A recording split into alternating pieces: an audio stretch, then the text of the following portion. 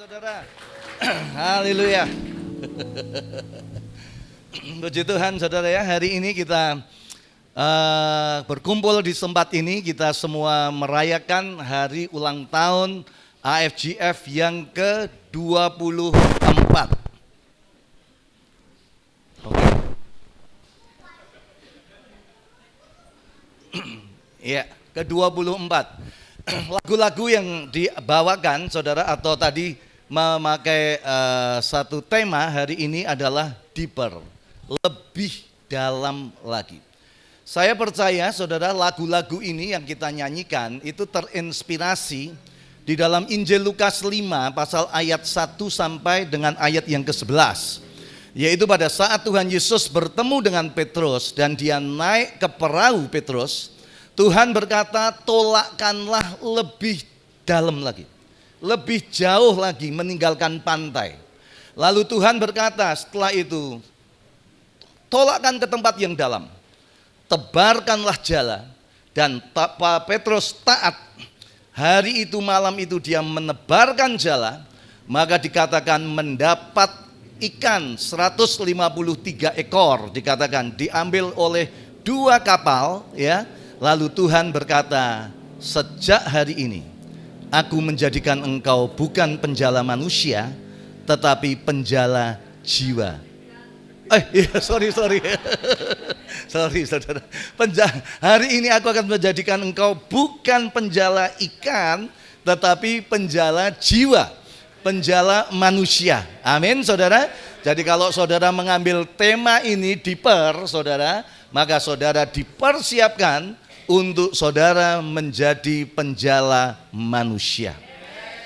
Saya teringat 25 tahun yang lalu waktu saya diutus saudara untuk datang ke Manado, maka saya masih ingat Pastor Jamie berkata menjadi tugas kamu untuk boleh melebarkan pelayanan AFGF di Indonesia Timur, di Sulawesi Utara. Hari itu saudara, hal yang saya pikirkan adalah membuka pos PI. Kapan saya bisa membuka pos PI? Dan Tondano adalah pos PI pertama. Ya, sudah 24 tahun yang lalu. Saya harap saudara gereja ini bukan hanya berbicara tentang 24 tahun yang lalu gereja gedungnya, bukan berbicara tentang monumen, tetapi movement. Jadi kalau gereja 24 tahun, saya ingin mengajak saudara mengatakan bahwa gereja bukan gedungnya, tetapi gereja adalah manusianya. Amin saudara. Gereja adalah manusianya. Itu sebabnya kalau dikatakan deeper, maka lebih dalam, bukan gedungnya saja. Bukan gedungnya yang semakin besar. Saya mengucap syukur, nanti di ulang tahun yang ke-25 kita akan pindah masuk ke gedung yang baru. Amin saudara.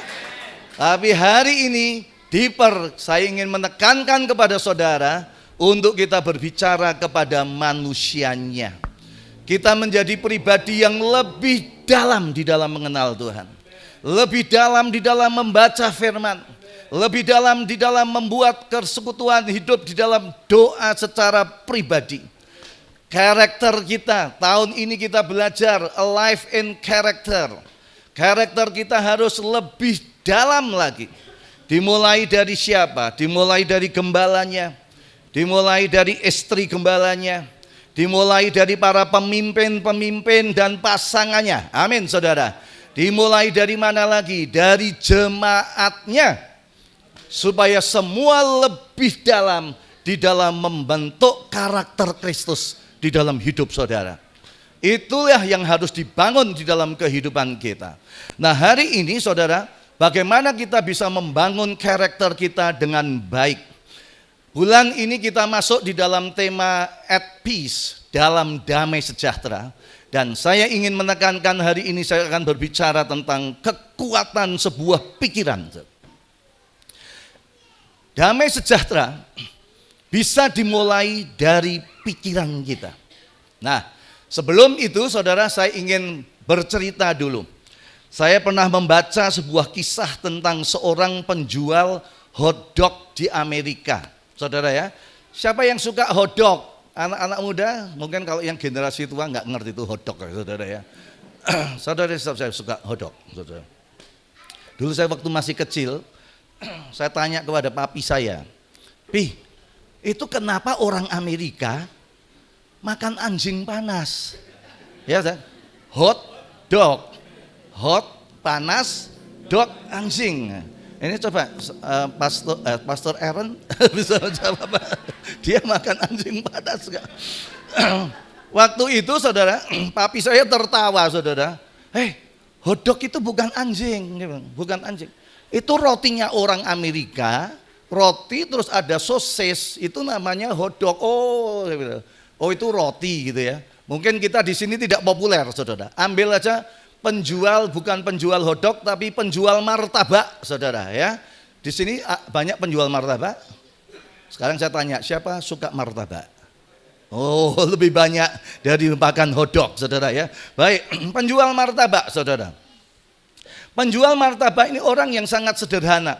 Dia nggak pernah baca koran, karena apa? Karena dia buta huruf saudara. Dia juga nggak pernah dengar radio karena ada gangguan pendengaran.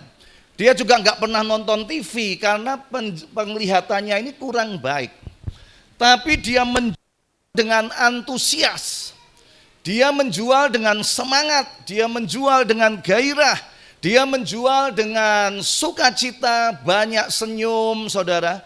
Sehingga dalam bulan-bulan ke depan dia menambah jumlah dagingnya semakin banyak. Berapa bulan kemudian, 3 bulan dia mengganti kompornya yang biasanya kecil semakin besar. Berapa bulan kemudian dia mengganti gorengannya dari kecil semakin besar saudara. Dan hidupnya luar biasa. Bahkan bapak yang sederhana ini bisa menyekolahkan anaknya sampai di universitas. Tiba-tiba dalam beberapa tahun hidup dari bapak ini berubah.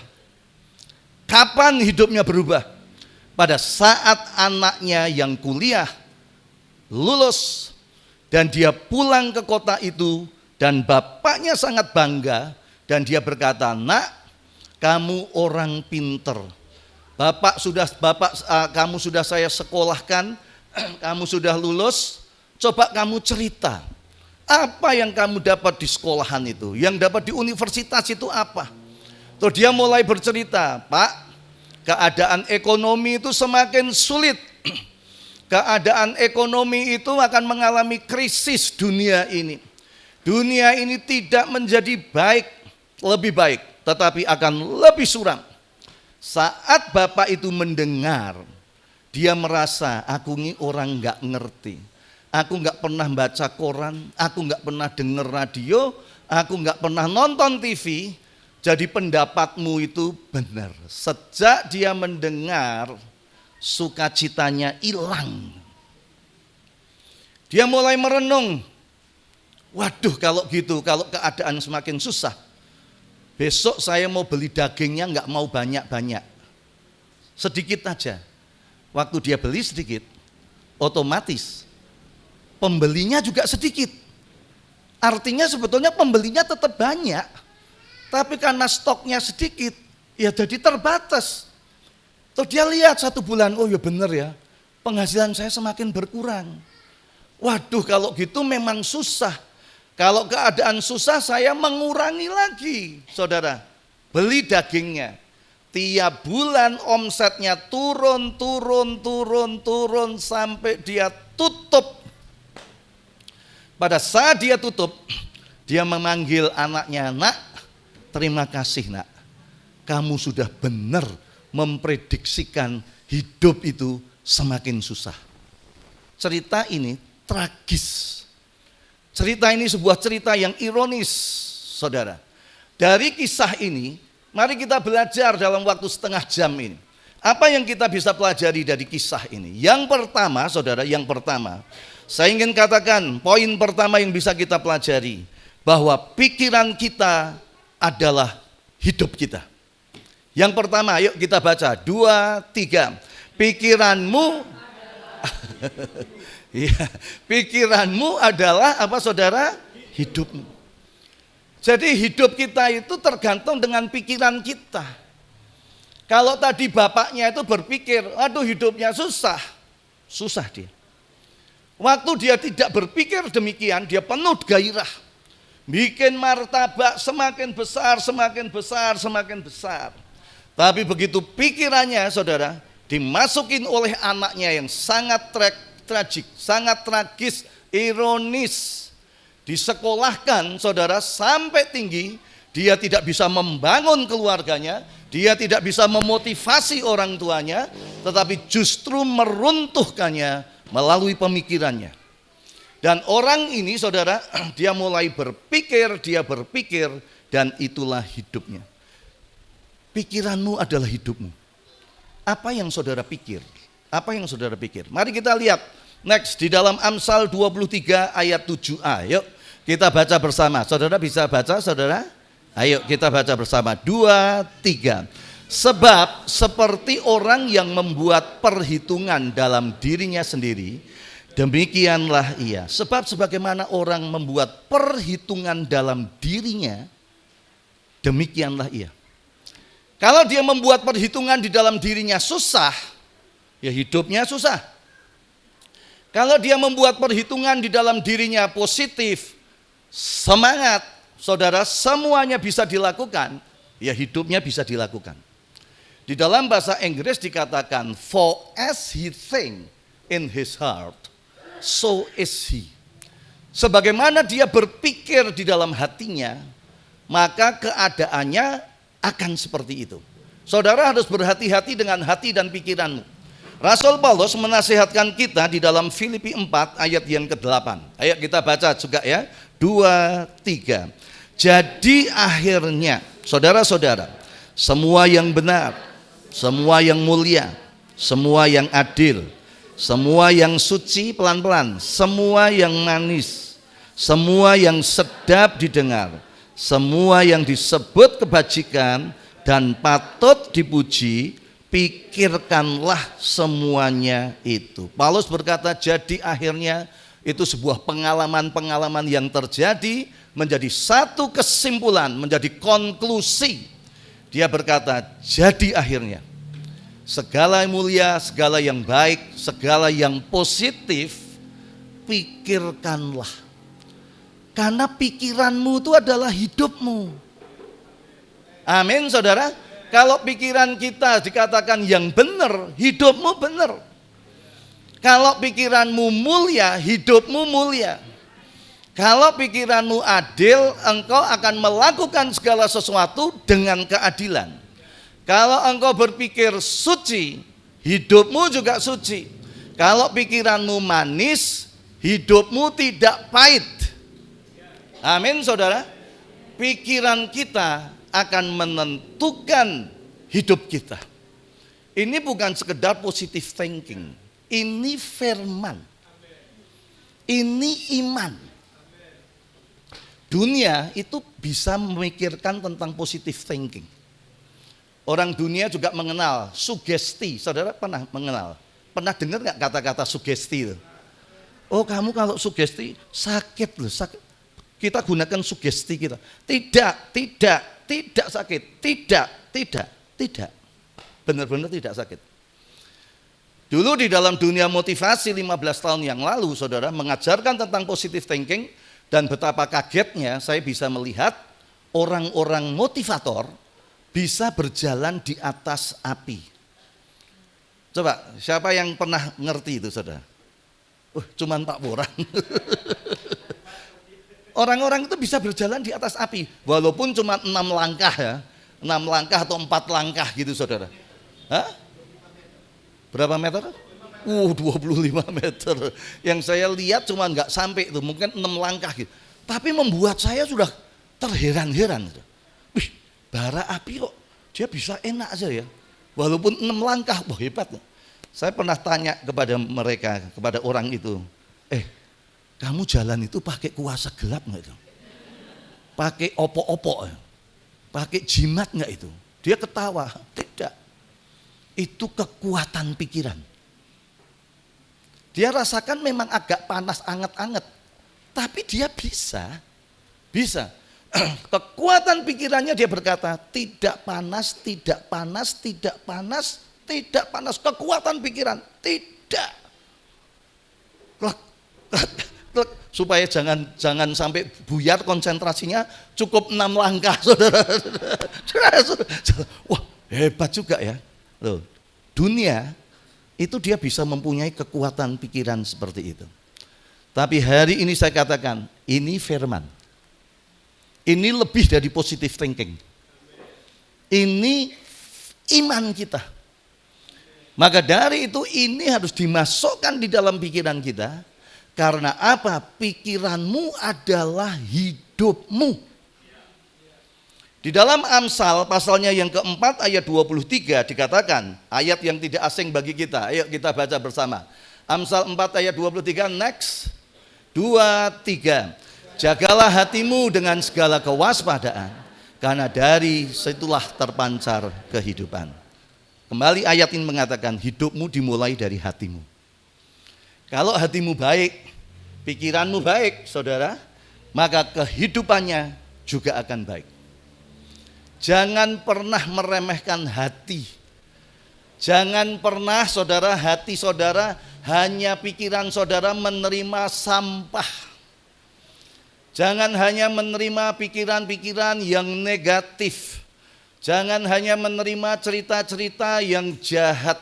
Jangan hanya menerima cerita-cerita yang buruk di dalam hidup saudara. Jangan jadikan hati kita bak sampah. Harus dijaga dengan baik. Karena kehidupan dimulai dari hatimu.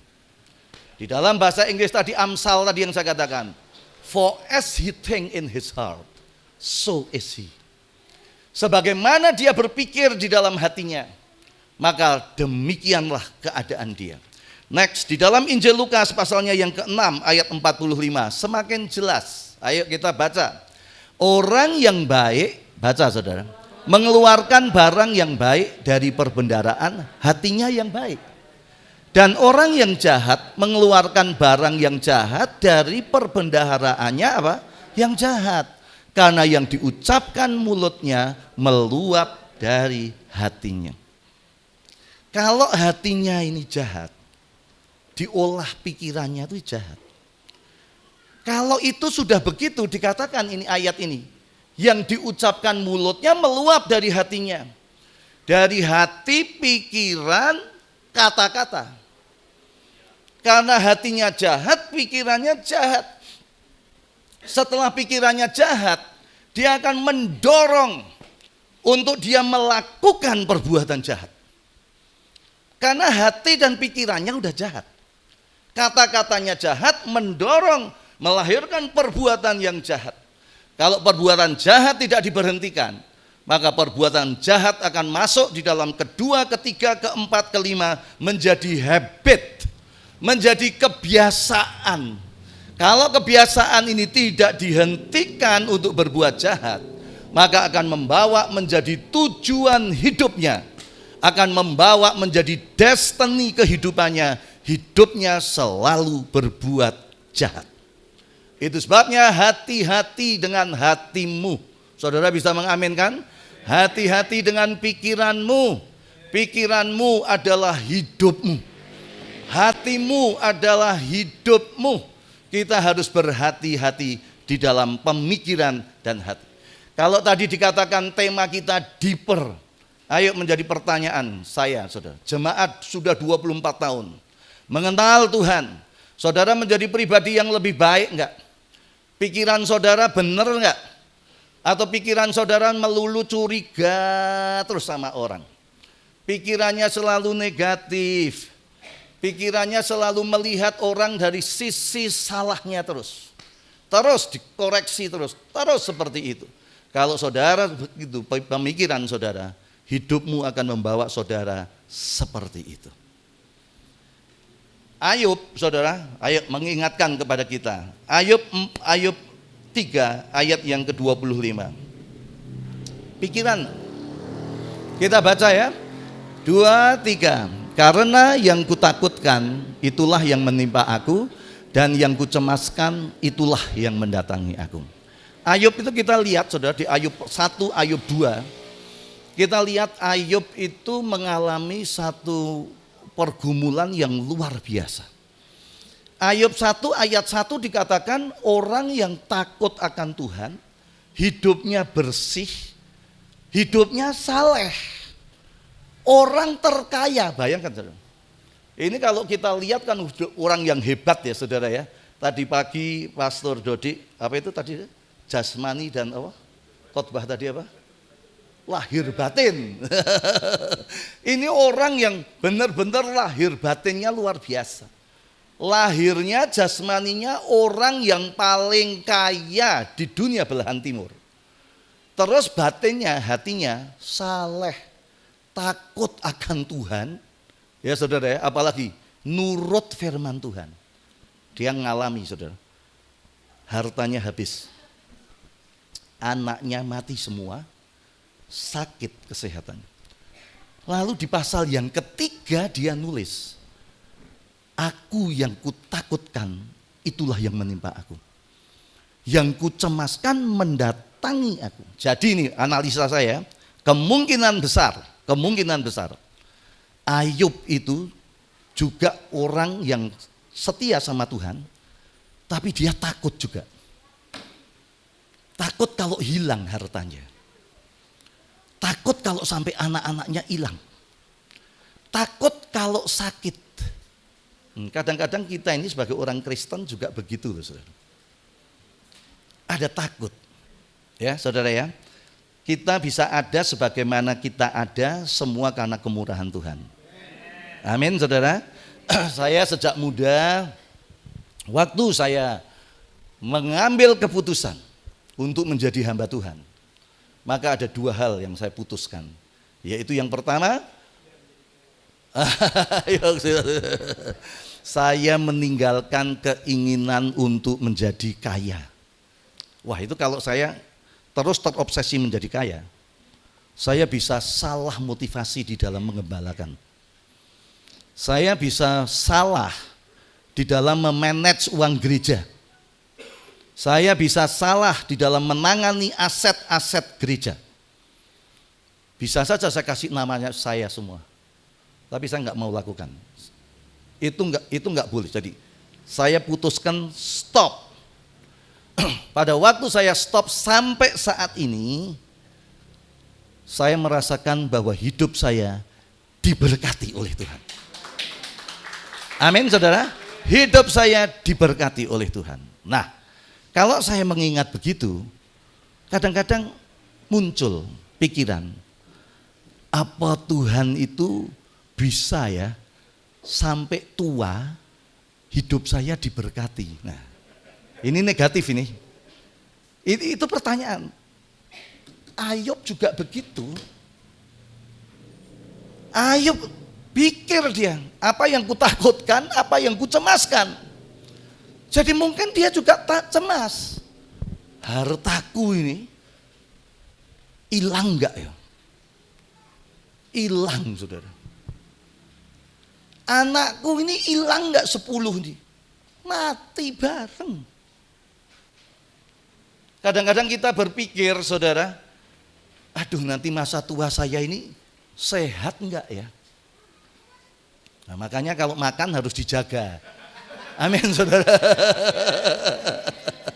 Ini ipar saya saudara, ipar saya tadi baru pulang dari Singapura. Aduh saya sampai kaget saudara. Pulang di Singapura, saya pulang masih belum bisa makan, terus tadi telepon katanya sudah nggak punya gairah hidup.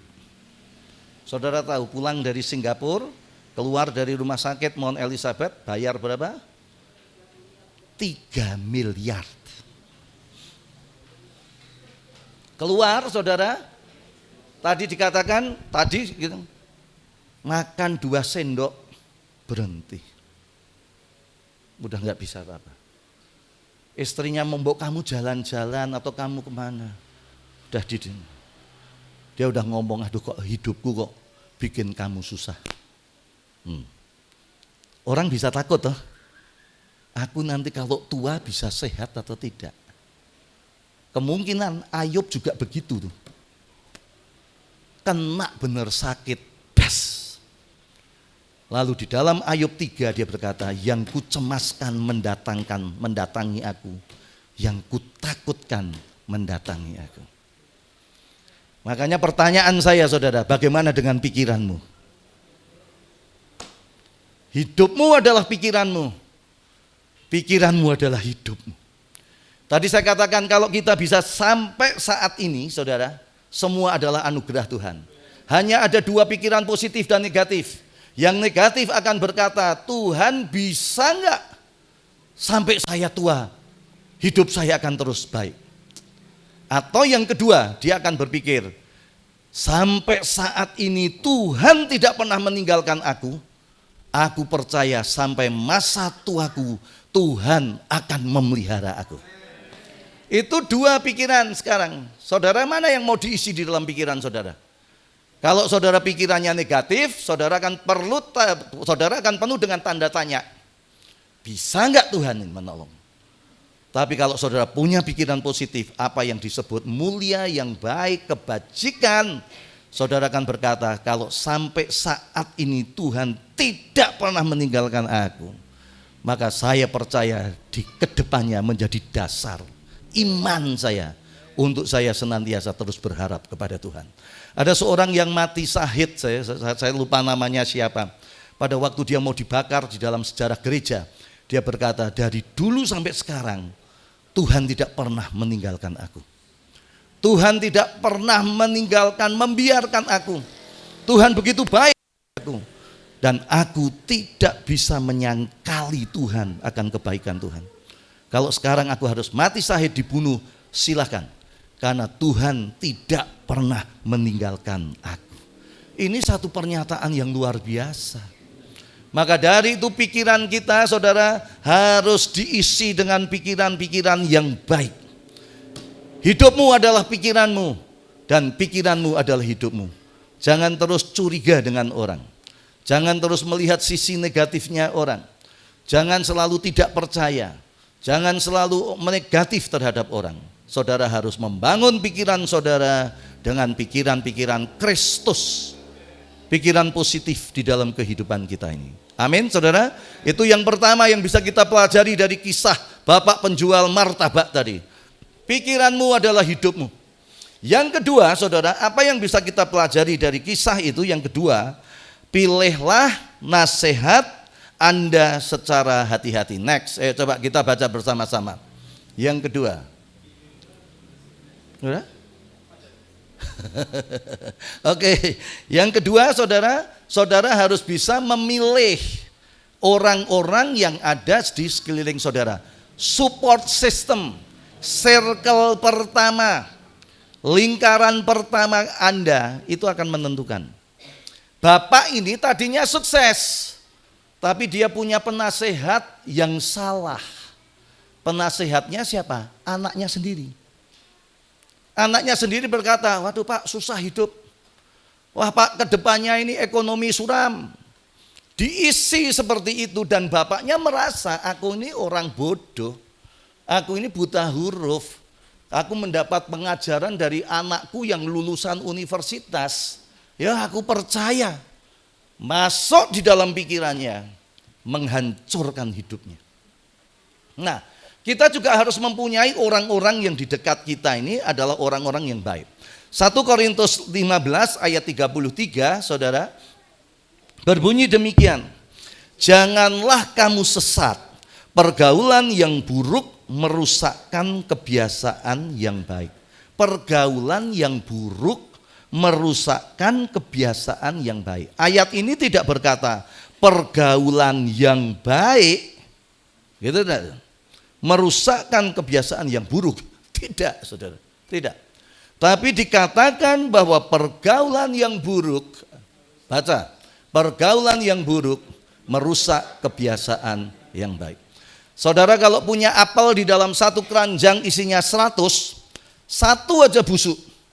Yang 99 tidak bisa membuat yang busuk menjadi segar kembali. Tetapi yang busuk akan merusak yang kedua, yang ketiga, yang keempat, dan bisa merusak. Demikian juga yang buruk. Saudara harus, circle saudara ini siapa? Support system saudara ini siapa? Amin saudara. Itu harus baik. Pergaulan buruk itu cepat merusak kita. Coba saya ambil contoh aja deh ya. Ambil contoh saudara. Yuk Ken, sini Ken. Ngaju ke depan Ken. Saya ingin membuat ilustrasi ya saudara ya. Sini. Saya duduk ya saudara ya. Saya duduk.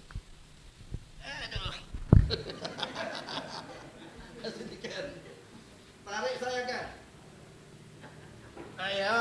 Ya, bolehlah, bisa lah. Bisa juga gitu saudara ya. Oke ya. Orang itu kalau mau ditarik berat. Tapi kalau orang yang duduk tadi mau narik, ini ya. Kena. Karena ada gaya tarik bumi. Kan narik saya bisa, Pak. Ya, berat ini. Bisa. Tapi kalau saya narik dia, cepat. Demikian juga pergaulan yang buruk cepat menarik saudara. Perhatikan, sudah terima kasih kan. Makanya saudara harus punya support system, circle saudara harus baik. Kalau yang menjadi support system orang-orang yang di dekat saudara, pemabuk, bisa dipastikan 90% saudara penyuka alkohol, pasti. Kalau yang ada di dalam lingkaran saudara ini penjudi, 90% bisa saya ambil kesimpulan, Anda juga seorang penjudi. Ada orang yang berkata, Zig Ziglar berkata, tell me who your friend and I will tell you who you are. Coba ceritakan, teman-temanmu itu siapa? Nanti aku akan mengatakan kamu itu siapa. Jadi kalau circle kita saudara adalah orang-orang seperti itu, kalau circle kita itu juga orang-orang yang senang pornografi, maka bisa dipastikan kita juga suka akan pornografi. Pergaulan yang buruk akan merusak pergaulan yang baik. Pilih, harus saudara memilih circle orang-orang di dekat saudara tadi. Tadi di dalam kisah itu, bapak itu hidupnya bisa hancur karena orang terdekatnya memberi masukan bahwa dunia semakin susah. Dan benar dia mengalami kesusahan. Mazmur 1 ayat 1 berkata, berbahagialah orang yang tidak berjalan menurut nasihat orang fasik, yang tidak berdiri di jalan orang berdosa, dan yang tidak duduk dalam kumpulan pencemooh. 3. Jangan mendengar nasihat orang fasik. Orang fasik itu orang kenal Tuhan, tapi tidak mau tahu dengan Tuhan. Ini bahaya. Kalau orang kafir, dikata, oh kafir kamu. Kafir itu orang nggak kenal Tuhan. Ya sudah, memang namanya nggak kenal Tuhan. Tapi kalau orang fasik itu kenal Tuhan, tapi nggak mau tahu. Ini hati-hati. Orang Kristen beribadah, melayani Tuhan, mungkin juga berkhotbah. Tapi hidupnya tidak mau tahu dengan Tuhan. Nggak apa-apa, nyerempet sedikit. Ya nggak apa-apa kalau cuma dosa-dosa kecil. Aduh, sama dosa kecil sama dosa besar sama. Batu kecil dan batu besar waktu kita lempar ke kolam, dua-dua tenggelam. Betul nggak saudara? Batu kecil tenggelam. Batu sebesar ini tenggelam, yang cupcakes tenggelam. Jadi saudara jangan pernah, oh ini cuma dosa kecil. Sama, upah dosa adalah maut. Sama. Jangan berjalan di jalan orang berdosa. Orangnya memang nggak ngerti firman, orangnya memang melanggar firman. Jangan berjalan di situ. Lalu yang ketiga dikatakan, jangan saudara duduk di dalam kumpulan pencemooh. Orang Manado berkata Carlota. Ya saudara ya, jangan. Kalau sudah mulai Carlota, saudara berdiri, saudara tinggalkan. Ya, jangan duduk di situ. Nanti saudara bisa benci sama seseorang, walaupun saudara nggak kenal. Karena ini Carlota, ini Carlotanya itu saudara Katinting. Saudara tahu Katinting?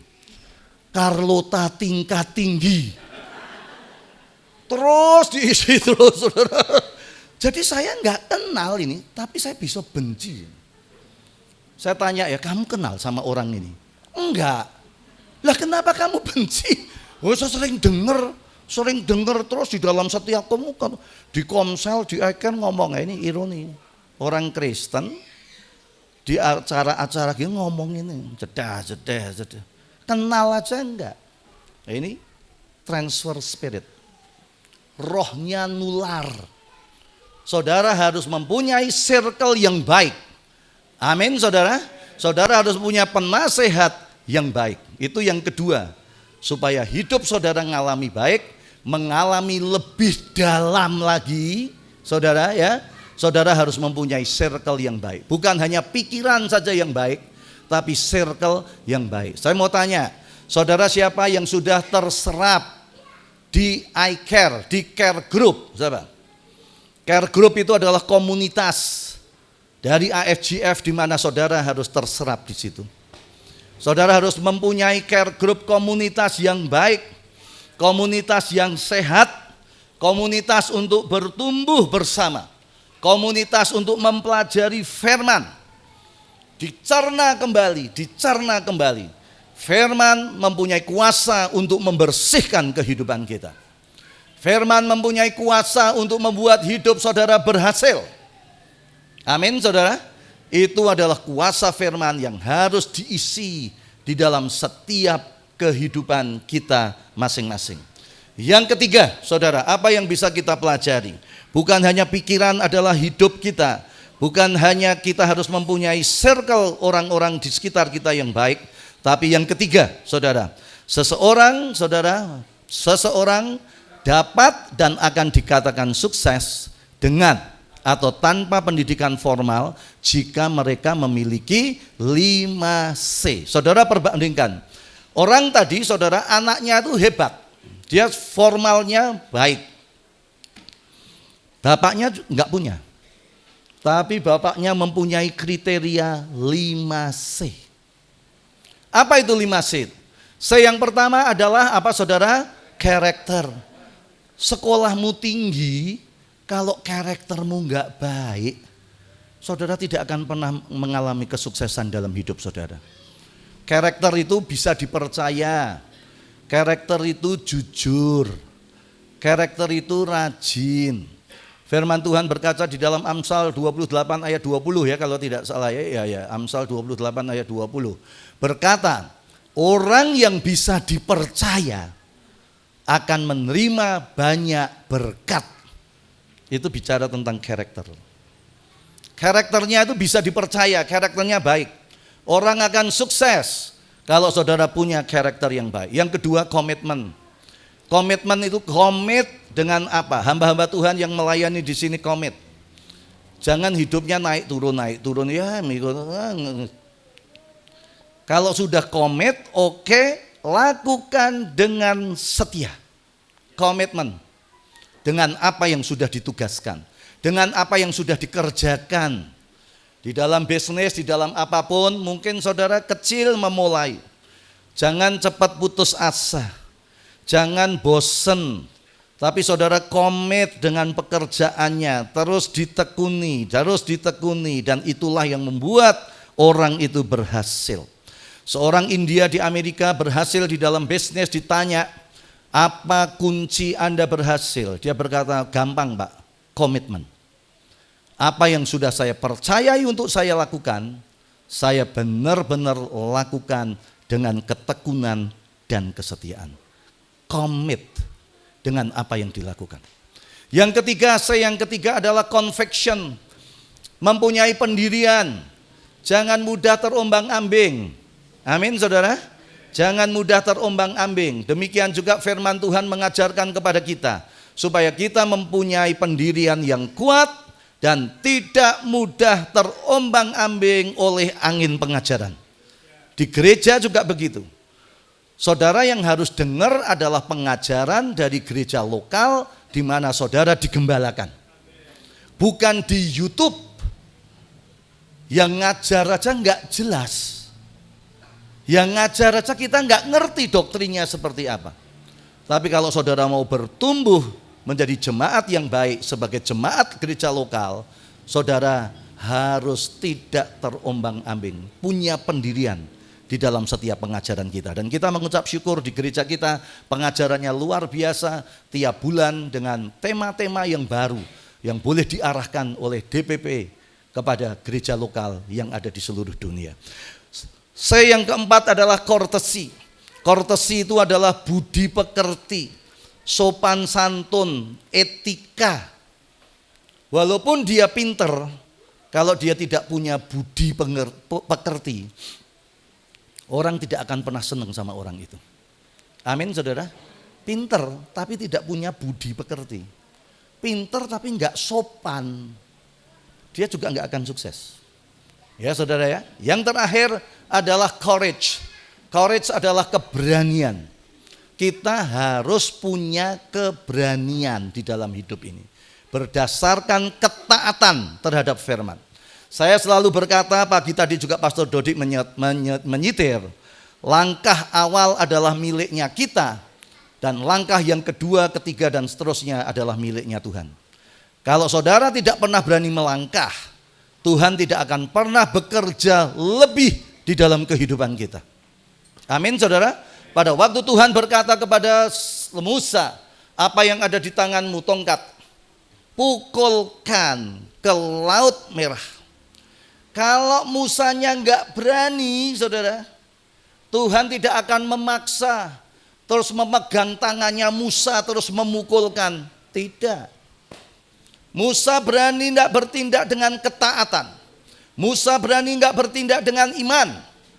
Pada saat Musa memukul, maka langkah berikutnya Tuhan membuat mujizat. Lautnya terbelah. Demikian juga dengan Yosua.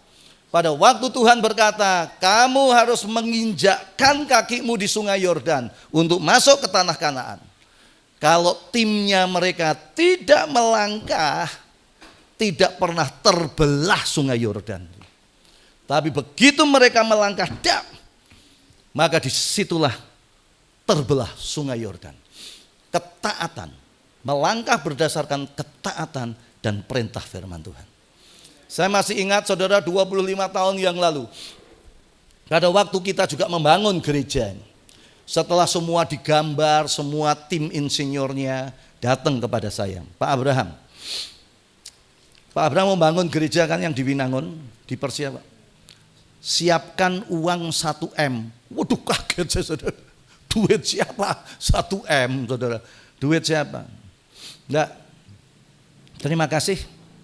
Kita hanya berdoa, mari kita melangkah dengan iman dan taat. Kalau nunggu 1M, enggak jadi-jadi. Sudah yang ada apa tuh? Yang ada semen sama batu, perletaan batu pertama. Meletakkan batu dengan iman dan minta berkat Tuhan.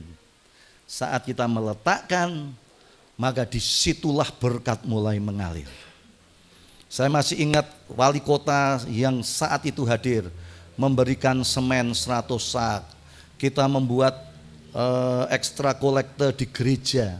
Tidak pernah dalam satu hari Minggu kosong. Tidak pernah. Terus terisi. Sampai gerejanya jadi, berhenti itu dana itu. Jadi kita harus punya keberanian. Amin. Pastor Yoksin punya keberanian. Jemaat juga harus punya keberanian. Pengurus juga harus punya keberanian. Kalau saudara pengurusnya juga model begitu, Pak Abraham, saya tidak akan mau bekerja kalau Pak Abraham tidak nyiapin duit. Waduh, susah ini. Tapi kita harus berani, courage, untuk kita bertindak dengan iman, berdasarkan ketaatan terhadap perintah Tuhan. Amin, saudara. Itu yang ketiga, saudara akan sukses atau tidak sukses, saudara boleh sekolah tinggi atau tidak secara formal, ya saudara ya. tapi kesuksesan Anda tergantung dari 5C. Kalau saudara tidak punya karakter yang baik, saudara tidak punya komitmen, saudara tidak punya conviction, saudara tidak punya courtesy, saudara tidak punya keberanian, hanya teori tok. Terakhir saya akan menutup. Yang terakhir yang bisa kita pelajari dari kisah itu ya adalah yang keempat, kita baca bersama-sama, adalah hal yang paling menyedihkan bahwa ada ensiklopedia berjalan yang hidupnya penuh dengan kegagalan. Anak tadi ensiklopedia berjalan. Anak tadi buku pinter. Dia lulus dari universitas. Dia ngomong tentang teori demi teori. Tapi tidak membawa keberhasilan dan kesuksesan kepada orang yang ada di dekatnya, yaitu bapaknya sendiri. Kita jangan hanya orang, saudara, yang pintar ngomong, tapi kita nol, tidak pernah bisa melakukan apa-apa. Demikian juga di gereja. Di gereja, jangan hanya berteori. Khotbah teori, saksi teori, saudara ya. Coba kita baca ayat penutup ya saudara ya. Ayat penutup di ulang tahun ke-24 ini saya pengen untuk gereja ini hidup di dalam 1 Korintus 13 ayat 8. Mari kita baca bersama-sama dengan suara yang keras. 2, 3. Kasih tidak berkesudahan, nubuat akan berakhir, bahasa roh akan berhenti, pengetahuan akan lenyap. Saya tidak anti orang yang sekolah. Saudara mau S3 boleh, Pak orang di sini juga S3. Mosok kita kalah sama Samsung. Samsung sudah S22, saudara ya. Mosok kita kalah, saudara. Boleh lah, S3 boleh, saudara. Tapi jangan teori. Amin, saudara. Ya, nah ayat ini berkata, kasih tidak berkesudahan, nubuat akan berakhir, bahasa roh akan berhenti, pengetahuan akan lenyap. Saya tidak alergi terhadap nubuat. Saya bahkan berdoa di gereja supaya ada nubuat itu membangun kehidupan jemaat. Dengan nubuat orang yang masuk dia akan berkata benar bahwa Tuhan ada di gereja ini. Tapi ayat ini menjelaskan kepada kita, nubuat satu saat akan berhenti. Bahasa roh akan berhenti, berakhir. Saya selalu membuka saudara di dalam setiap ibadah, menyembah saudara dengan bahasa roh. Tidak boleh seorang pun melarang orang berbicara di dalam bahasa roh. 1 Korintus 14 ayat 39. Jangan seorang pun melarang untuk berbicara di dalam bahasa roh. Tapi bahasa roh akan berakhir. Pengetahuan akan lenyap. Teologi akan lenyap. Orang kadang-kadang saudara berteologi yang gampang dibuat sulit. Kalau bisa dipersulit, kenapa harus dipermudah? Supaya saya lebih kelihatan pinter. Jadi saya akan membuat Anda lebih pusing lagi. Jadi saya akan dianggap pinter, saudara. Ya sepinter-pintermu berhenti. Sekarang pertanyaannya, yang tidak berhenti apa? Kasih. Nubuatmu hebat, tapi kamu hidup di dalam kasih enggak? Amin saudara. Bahasa rohmu kenceng, tapi hidup sehari-harimu ada kasih enggak? Kamu berteologi pinter, kamu ngomongnya pinter sampai saya pusing juga dengar pengajaranmu. Tapi pertanyaan saya, kamu hidup dalam kasih enggak? Kasih itu apa tuh? Kasih itu sabar. Saudara sabar enggak? Saudara ngomong di dalam terlibat rohani, kelihatan rohani. Tapi Anda emosional. Emosional. Waduh. Bagaimana saudara? Saudara berbahasa roh, tapi saudara pendendam. Saudara aktif di dalam pelayanan, saudara, tapi saudara benar-benar tidak mempunyai kasih, tidak punya kemurahan, tidak punya pengendalian diri. Kasih tidak berkesudahan. Amin saudara. Di hari ulang tahun yang ke-24, kasih harus lebih dalam lagi. Amin saudara. Kita jemaat tidak ada yang sempurna. Tapi pertanyaan saya, Anda mengambil tema hari ini lebih dalam. Pertanyaan saya, benar kamu lebih dalam? Harus dibangun. Kasihnya harus lebih dalam. Pikiranmu harus lebih dalam. Dalam hal-hal yang positif. Teman-temanmu harus benar-benar selektif. Lebih tajam lagi. Lebih dalam lagi. Itu yang harus dibangun kehidupan kita. Dan saya mengucapkan selamat hari ulang tahun kepada AFJF Tondano yang ke-24. Dan benar-benar Anda mengalami kehidupan yang lebih dalam. Amin. Tuhan memberkati kita semua. Dan mari kita akan berdoa. Kami mengucapkan